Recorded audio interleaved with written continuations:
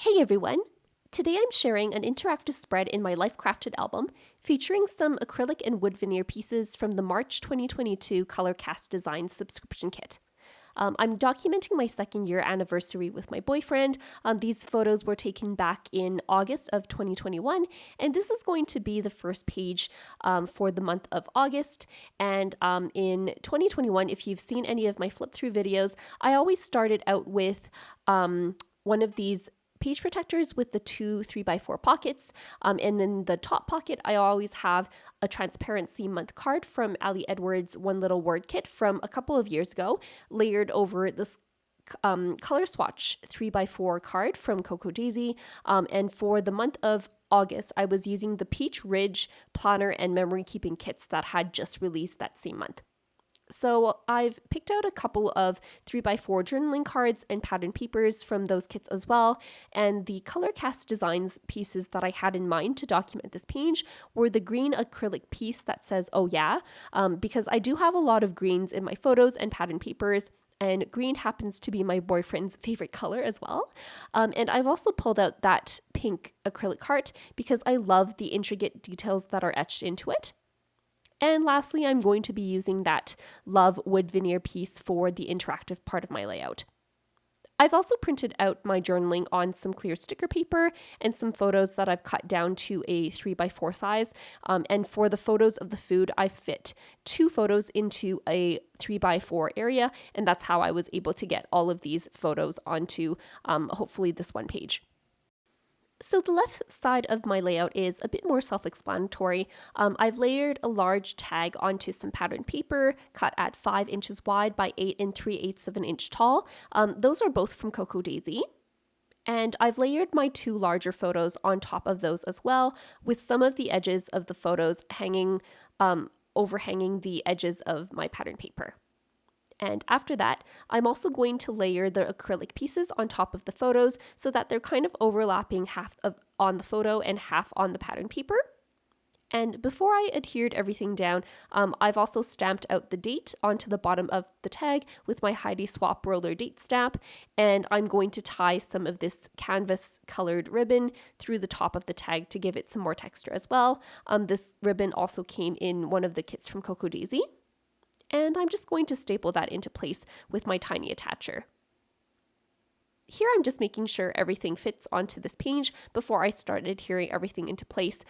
In this case, I don't really mind that my one photo is going to have holes punched through it because there's not really anything important going on in the background of that photo there.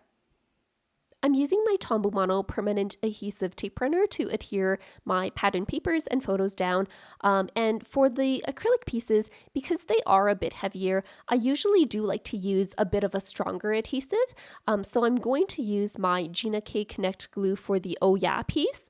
But because this acrylic heart has such a large area on the back, I'm going to try and use just the tape runner and see how that holds up over time.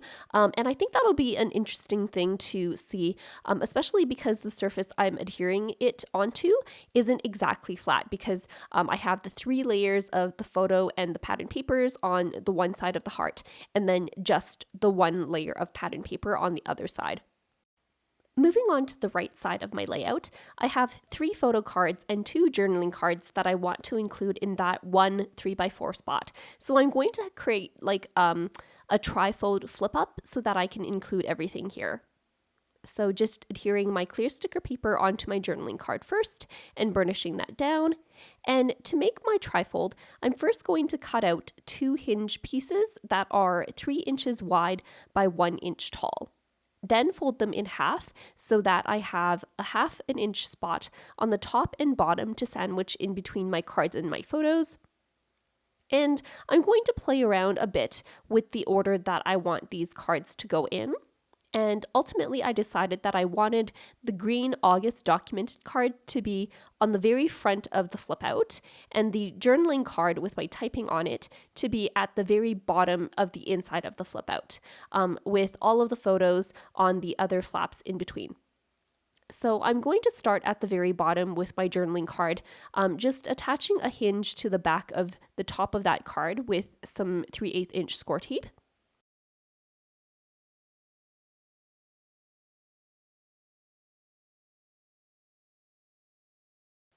Then I'm going to attach a photo onto the top part of that hinge.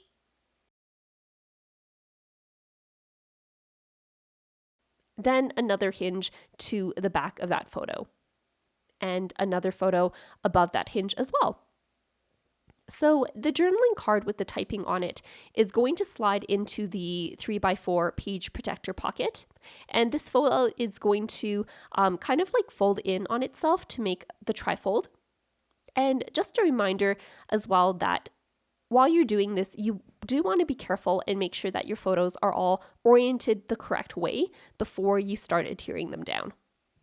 You'll also notice that I'm just occasionally taking my scissors and trimming off some overhanging edges, whether that be my journaling cards or my photos or the hinges. And that's just to make sure that everything is kind of nice and tidy and everything lies flat when it's all folded up together.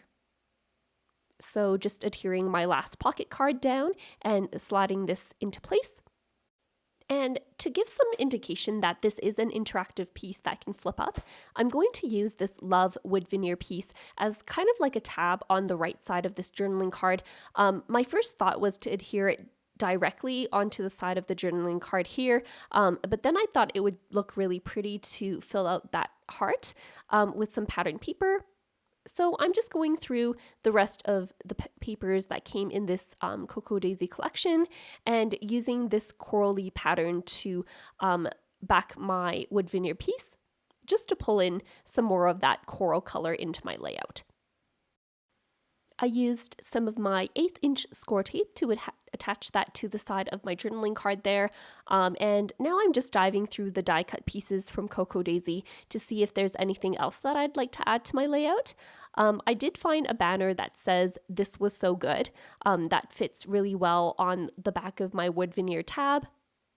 And these Cocoa Daisy die cut pieces are adhesive backed. You just have to use like tweezers to peel off the tape backing. And sometimes it's a bit of a hassle, but that way you don't have to find an adhesive that you can use on these tiny little die cut pieces. And it was at this point that I realized that I still needed to trim off those overhanging edges on my photos. So I'm just doing that now. And that finishes up my layout for today. If you have any questions, feel free to leave them in the comments below. If you liked this video, make sure you give it a thumbs up and subscribe for more future videos. Thanks so much for watching.